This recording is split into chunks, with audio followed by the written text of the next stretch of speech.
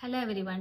നമ്മളിൽ പലരും കേട്ടിട്ടുണ്ടാവും കാൽസ്യക്കുറവാണ്, എല്ല് തേയ്മാനമുണ്ട്, ചെറിയൊരു വീഴ്ചയിൽ തന്നെ എല്ല് പൊട്ടിപ്പോയി എന്നൊക്കെ, പല്ലുകൾ പൊടിഞ്ഞു പോകുന്നു. ഇതൊക്കെ കാൽസ്യം കുറവ് കാരണം നമ്മുടെ ശരീരം കാണിച്ചു തരുന്ന ചില ലക്ഷണങ്ങളാണ്. അപ്പോൾ ഇന്ന് ഈ വീഡിയോയിലൂടെ എന്താണ് കാൽസ്യം, ഒരാൾക്ക് ഒരു ദിവസം എത്ര എമൗണ്ട് കാൽസ്യം ആവശ്യമുണ്ട്, കാൽസ്യം കുറഞ്ഞു കഴിഞ്ഞാൽ നമ്മുടെ ശരീരം കാണിച്ചു തരുന്ന ലക്ഷണങ്ങൾ എന്തൊക്കെയാണ്, ഇനി എപ്പോഴാണ് ഡോക്ടറെ പോയി കാണേണ്ടത്, കാൽസ്യക്കുറവിന് എന്തൊക്കെ ഭക്ഷണങ്ങൾ ഉൾപ്പെടുത്തി കഴിഞ്ഞാൽ അത് പരിഹരിച്ചെടുക്കാം എന്നൊക്കെ വിശദമായിട്ട് തന്നെ നോക്കാം. നമ്മുടെ ശരീരത്തിന് ഏറ്റവും കൂടുതൽ ആവശ്യമുള്ള ഒരു മിനറലാണ് കാൽസ്യം. നോർമലി ഹെൽത്തി ആയിട്ടുള്ള ഒരാൾക്ക് ദിവസേന 1000 മുതൽ 1200 മില്ലിഗ്രാം കാൽസ്യം വരെ ആവശ്യമുണ്ട്. നമ്മൾ എടുക്കുന്ന കാൽസ്യത്തിന്റെ 99% ഡെപ്പോസിറ്റ് ചെയ്ത് കിടക്കുന്നത് എല്ലിലും പല്ലിലുമാണ്. അപ്പോൾ തന്നെ മനസ്സിലാക്കാം എല്ലിനും പല്ലിനും എത്രത്തോളം ഇമ്പോർട്ടൻ്റ് ആണ് ഈ കാൽസ്യം എന്ന് പറഞ്ഞിട്ടുള്ള എലമെന്റ് എന്ന്. ഹൃദയത്തിന്റെ പ്രവർത്തനത്തിനും പേശികളുടെ പ്രവർത്തനത്തിനും ന്യൂറോണിന്റെ പ്രവർത്തനത്തിനും എല്ലാം തന്നെ കാൽസ്യം ആവശ്യമാണ്. കാൽസ്യം കുറവ് ശരീരം എങ്ങനെയാണ് കാണിച്ചു തരുന്നത് നോക്കാം. കാൽസ്യം നോർമലി കുറവുള്ള ഒരാളുകളാണെങ്കിൽ അവരുടെ എല്ലിനും പല്ലിനും ബലമുണ്ടാവില്ല. ചെറിയൊരു വീഴ്ചയിൽ തന്നെ എല്ല് പൊട്ടിയിട്ടുണ്ടാവും, പല്ല് പൊടിഞ്ഞു പോരുന്നുണ്ടാകാം, അല്ലെങ്കിൽ നോർമലി തന്നെ ഇരിക്കുന്ന സമയത്ത് പല്ല് പൊടിഞ്ഞു വരുന്നുണ്ടെങ്കിൽ ആലോചിക്കുക, ഒരു പക്ഷേ കാൽസ്യത്തിന്റെ കുറവായിരിക്കാം. കാൽസ്യക്കുറവ്, കാൽസ്യം വൈറ്റമിൻ ഡിയുടെ കുറവ് കുട്ടികൾക്കാണ് വരുന്നതെങ്കിൽ റിക്കറ്റ്സ് എന്ന് പറഞ്ഞിട്ടുള്ള ഒരു അസുഖം ഉണ്ടാവും. അതായത് എല്ല് മുന്നോട്ട് തള്ളി വരുന്നതായിട്ട്, കാല് വളഞ്ഞിരിക്കുന്നതൊക്കെ ആയിട്ട് ശ്രദ്ധയിൽപ്പെടുകയാണെങ്കിൽ ശ്രദ്ധിക്കുക, അത് കാൽസ്യം വൈറ്റമിൻ ഡിയുടെ കോമ്പിനേഷന്റെ കുറവായിരിക്കാം. ഇത് അഡൽട്ടിനാണെങ്കിൽ ഓസ്റ്റിയോമലേഷ്യ എന്ന് പറഞ്ഞിട്ടുള്ള ഒരു കണ്ടീഷൻ ഉണ്ട്. ഇതൊക്കെ കാൽസ്യം വൈറ്റമിൻ ഡി ഡെഫിഷ്യൻസി കൊണ്ടാണ് വരുന്നത്. എല്ല് വേദന, മസിൽ പെയിന്, കൈകാലുകൾ തളരുക, ക്ഷീണം, ഇറിറ്റബിലിറ്റി, ഇതൊക്കെ കാൽസ്യം കുറവിന്റെ ലക്ഷണങ്ങളാണ്. കുട്ടികളാണെങ്കിൽ വളർച്ച മുരടിക്കുന്ന ഒരു അവസ്ഥയും കാൽസ്യം കുറവ് കാരണം ഉണ്ടാകാറുണ്ട്. മസിൽ ക്രാംസ് ആണ് അടുത്ത ലക്ഷണം. കാൽസ്യം കുറവുള്ള ഒരാളുകൾക്ക് മസിൽ കോച്ചി പിടിക്കും, കാലിലൊക്കെ മസിൽ ക്രാമ്പിങ് വരാം, മസിൽ പെയിൻ വരാം, മസിൽ കയറുക എന്നൊക്കെ പറയില്ലേ, അപ്പോൾ അങ്ങനത്തെ ഒരു കണ്ടീഷനൊക്കെ ഈ കാൽസ്യം കുറഞ്ഞു കഴിഞ്ഞാൽ വരാം.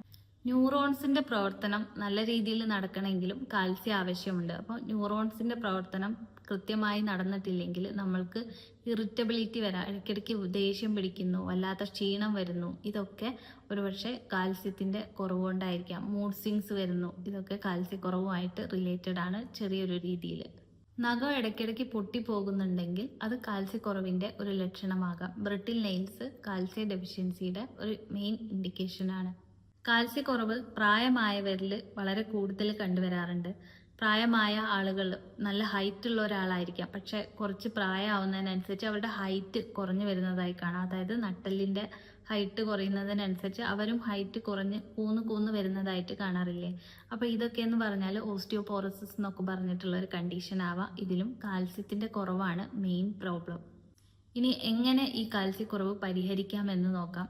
നോർമലി നമ്മൾ ഈ ചോറ്, ചപ്പാത്തി, ഇതുപോലെ വൈറ്റ് ബ്രെഡ്, ഇതൊക്കെ കഴിച്ച് നമ്മുടെ വയറ് ഫില്ല് ചെയ്യുന്നതിന് പകരം ഹെൽത്തി ആയിട്ടുള്ള കാൽസ്യം അടങ്ങിയിട്ടുള്ള, കാൽസ്യം മാത്രമല്ല എല്ലാ മിനറൽസും ഒക്കെ അടങ്ങിയിട്ടുള്ള നല്ലൊരു ബാലൻസ് ഡയറ്റ് ഫോളോ ചെയ്യുകയാണെങ്കിൽ കാൽസ്യം ഡെഫിഷ്യൻസി കുറഞ്ഞു കിട്ടും. ഇനി കാൽസ്യം റിച്ച് ആയിട്ടുള്ള ഭക്ഷണങ്ങൾ എന്തൊക്കെയാണെന്ന് നോക്കാം.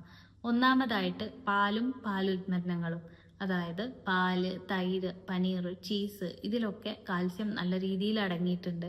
പക്ഷേ ഇത് ഉപയോഗിക്കുന്നവർ ശ്രദ്ധിക്കേണ്ടത്, ചില ആളുകൾക്ക് ലാക്ടോസ് ഇൻടോളറൻസ് എന്ന് പറഞ്ഞിട്ടുള്ള ഒരു കണ്ടീഷൻ ഉണ്ടാവും. അതായത് പാലും പാലുൽപ്പന്നങ്ങളും അവർ കഴിച്ചു കഴിഞ്ഞാൽ അവർക്ക് വയറിളക്കം വരാം, വയറുവേദന വരാം, അങ്ങനെ പല പല പ്രശ്നങ്ങൾ, വയറ് സംബന്ധമായിട്ട് വളരെ ബ്ലോട്ടിങ്ങോ കാര്യങ്ങളൊക്കെ ഉണ്ടെങ്കിൽ ഈ പാലും പാലുൽപ്പന്നങ്ങളും ഒഴിവാക്കേണ്ടതാണ്. കാൽസ്യം ധാരാളമായിട്ട് അടങ്ങിയിട്ടുള്ള മറ്റൊരു വസ്തുവാണ് എള്ള്. എള്ളിൽ ധാരാളം കാൽസ്യം ഉണ്ട്. അതുപോലെ തന്നെ നമ്മുടെ ശരീരത്തിന് ആവശ്യമായിട്ടുള്ള പല പല മാക്രോ ന്യൂട്രിയൻസും മൈക്രോ ന്യൂട്രിയൻസും എള്ളിൽ അടങ്ങിയിട്ടുണ്ട്. അപ്പം ഡെയിലി ലൈഫിൽ എള്ള് ഇൻക്ലൂഡ് ചെയ്യുന്നത് വളരെ നല്ല ഒരു ഓപ്ഷൻ ആയിരിക്കും. അടുത്ത കാൽസ്യം റിച്ച് ആയിട്ടുള്ള ഒരു സോഴ്സ് ആണ് ചീര, സോയാബീൻ, ബദാം, ഇതിലൊക്കെയും നല്ല രീതിയിൽ കാൽസ്യം അടങ്ങിയിട്ടുണ്ട്. മത്സ്യമാംസാദികളിലും മുട്ടയിലും ഒക്കെയും നല്ല രീതിയിൽ തന്നെ കാൽസ്യം അടങ്ങിയിട്ടുണ്ട്. ഇതെല്ലാം ഫോളോ ചെയ്യുകയാണ്, ഇതൊക്കെ നമ്മളെ ഡയറ്റിൽ ഉൾപ്പെടുത്തുകയാണെങ്കിൽ കാൽസ്യം ഡെഫിഷ്യൻസി ഒരാൾക്ക് ഉണ്ടാവില്ല. ഇനി മറ്റൊരു കാര്യം ശ്രദ്ധിക്കേണ്ടത്, കാൽസ്യം മാത്രം എടുത്തത് കൊണ്ട് കാൽസ്യം നമ്മുടെ ശരീരം വലിച്ചെടുക്കണമെന്നില്ല. കാൽസ്യത്തിന്റെ കൂടെ വൈറ്റമിൻ ഡി കൂടി നമ്മുടെ ശരീരത്തിന് ആവശ്യമുണ്ട്. വൈറ്റമിൻ ഡി ഉണ്ടെങ്കിൽ മാത്രമേ ഉള്ളൂ കാൽസ്യം നല്ല രീതിയിൽ അബ്സോർബ് ആവുള്ളൂ. അപ്പോൾ വൈറ്റമിൻ ഡി കുറവുള്ള ഒരാളാണെങ്കിൽ കുറച്ച് സൺലൈറ്റ് ഒക്കെ കൊണ്ട് സൂര്യപ്രകാശത്തിലൊക്കെ പോയി നിന്ന്, അല്ലെങ്കിൽ വൈറ്റമിൻ ഡി നല്ല കുറവൊക്കെ ആണെങ്കിൽ വൈറ്റമിൻ ഡിയുടെ ടാബ്ലറ്റ്സ് ഒക്കെ എടുത്തിട്ട് ആ വൈറ്റമിൻ ഡിയുടെ ലെവൽ എപ്പോഴും നല്ല രീതിയിൽ മെയിൻറ്റെയിൻ ചെയ്ത് കൊണ്ടുപോകണം. ഈ ഡിയുടെ കൂടെ തന്നെ കാൽസ്യം എടുക്കുകയാണെങ്കിലാണ് പ്രോപ്പർ ആയിട്ടുള്ള അബ്സോർപ്ഷൻ ശരീരത്തിൽ നടക്കുള്ളൂ. ഇപ്പോൾ ചിലരൊക്കെ പറയാറില്ലേ, കാൽസ്യം നല്ലോണം കഴിക്കുന്നുണ്ട് പക്ഷെ എനിക്ക് കാൽസ്യക്കുറവാണ്, എല്ല് തേയ്മാനമാണ് എന്നൊക്കെ. അപ്പോൾ അവരുടെ വൈറ്റമിൻ ഡി കൂടി ഒന്ന് ചെക്ക് ചെയ്യണം.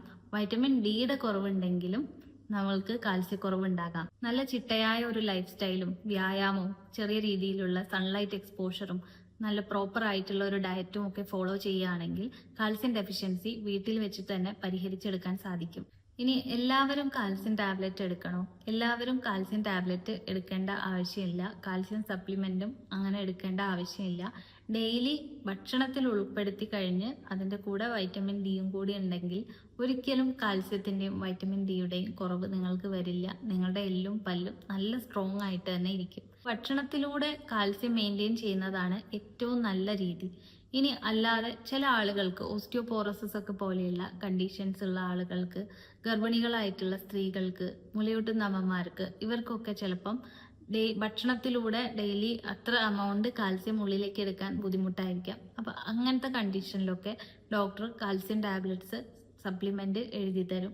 കാൽസ്യം സപ്ലിമെന്റ് എടുക്കുന്നതിനേക്കാളും ഏറ്റവും ബെസ്റ്റ് ആയിട്ടുള്ള കാര്യം എന്ന് പറഞ്ഞാൽ ഭക്ഷണത്തിൽ ഇൻക്ലൂഡ് ചെയ്യുന്നതാണ്. കാരണം ഡെയിലി 1200 മില്ലിഗ്രാം കാൽസ്യം വേണം. ഡെയിലി നമ്മൾക്ക് ഇങ്ങനെ കാൽസ്യം ടാബ്ലറ്റ് കുടിച്ചുകൊണ്ട് സർവൈവ് ചെയ്യാൻ സാധിക്കില്ല.